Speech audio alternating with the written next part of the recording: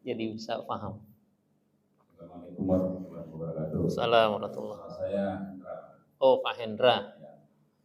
Saya mau bertanya mengenai batas waktu untuk kita sahur. Iya. Nah, ada yang mengatakan batas waktu itu pada saat isya. Ada juga yang mengatakan batas waktu pada saat azan itu terdengar. Iya. Nah, kalau seandainya waktu azan belum selesai azan, makan itu terus diteruskan, itu seperti apa kira-kira hukumnya? Baik. Oh, ini termasuk yang viral-viral nih kemarin. Ya.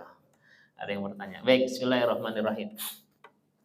Yang pertama, batas makan itu bukan imsak ya. Imsak itu dia sifatnya itu ikhtiar. Ya, ikhtiar itu artinya itu inisiatif. Untuk apa? Jangan sampai ketika kita lagi makan pas azan. Ya, jadi imsak gak ada masalah. Biasanya 10 menit ya.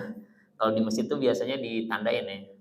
Ya arhamar rahimin, irhamna. Nah, udah mulai itu masuk imsak biasanya. Ya 10 menit kayak gitu kan. Tapi nggak ada zaman Nabi juga nggak ada, zaman sahabat juga nggak ada gitu. Termasuk melihat jam digital juga nggak ada zaman Nabi, zaman sahabat itu. Lihat jam digital nih belum azan nih gitu kan. Ya, sebenarnya nggak ada tuntunannya juga. Cuman karena kita pakai hukum hisab ya udah diwakili dengan jam digital hisabnya gitu kan. Itu yang pertama. Terus yang kedua, di dalam kitab Riyadhus Shalihin itu ada hadis gini. Rasulullah punya dua muazin.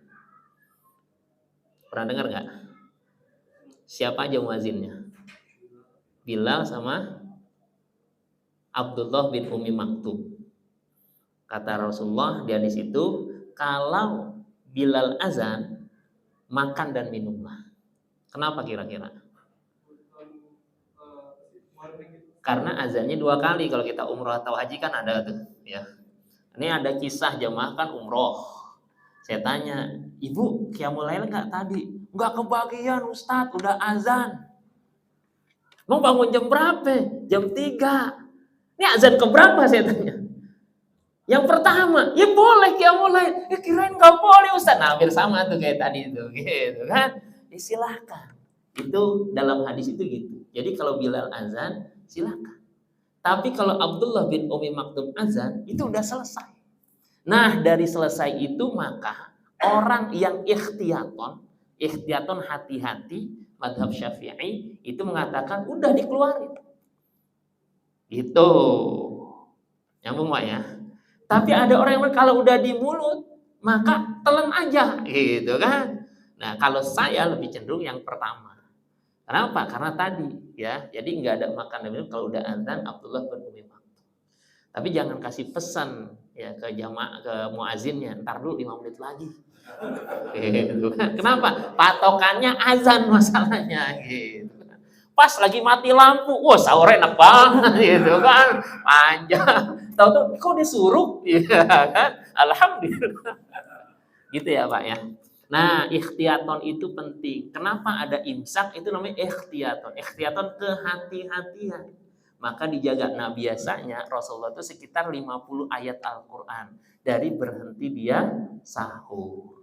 Ya. Jadi mengakhiri sahur itu bukan pas Allahu Akbar baru makan. Enggak, ya kan? Ya, apalagi sekarang udah ada waktunya kan. Kita dimudahkan dengan ada waktu, orang banyak kan, di alarm ada, di ini ada, ya udah kita siapkan aja. Gitu ya Pak ya. Nah kalau misalnya kita di antara kedua pendapat itu, kalau saya lebih cenderung apa? Ya udah saling menghormati. Ya, kita dengan prinsip kalau hati-hati kan lebih baik.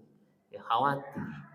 Pertanyaan juga, emang setiap sahur Rasulullah kayak gitu? Misalnya kalau bener ya, emang setiap sahur pas lagi makan gitu? Kan enggak. Karena kaidah umumnya biasanya sekitar 50 itu kan kasus. Artinya paling cuma sekali ya, atau 2 kali. Tapi kalau keseringan, itu masalah. Iya dong. Karena orang bertakwa dalam Al-Quran, waktu sahur itu bukan waktunya dia makan doang. Bahasa Quran nih, wabil asharihum yastaghfirun. Di waktu sahur menjelang subuh itu mereka banyak istighfar. Artinya makan minum tuh udah selesai. Jadi jelang azan tuh banyak yang istighfar. Pertama suratnya Ali Imran ayat 17.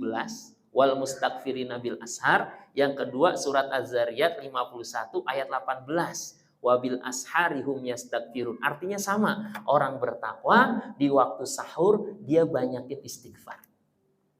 Jadi kalau orang bertakwa tuh kayak gitu. Jadi enggak kasus itu ya kalau sekali dua kali itu kasus. Cuman kalau udah kebiasaan ini bahaya nanti. Ya, karena konsep Qur'annya aslinya enggak seperti itu. Gitu Pak Haji ya, Pak Hendra. Baik, hadanallahu ikum ajma'in, lebih kurangnya mohon maaf. Assalamualaikum warahmatullahi wabarakatuh.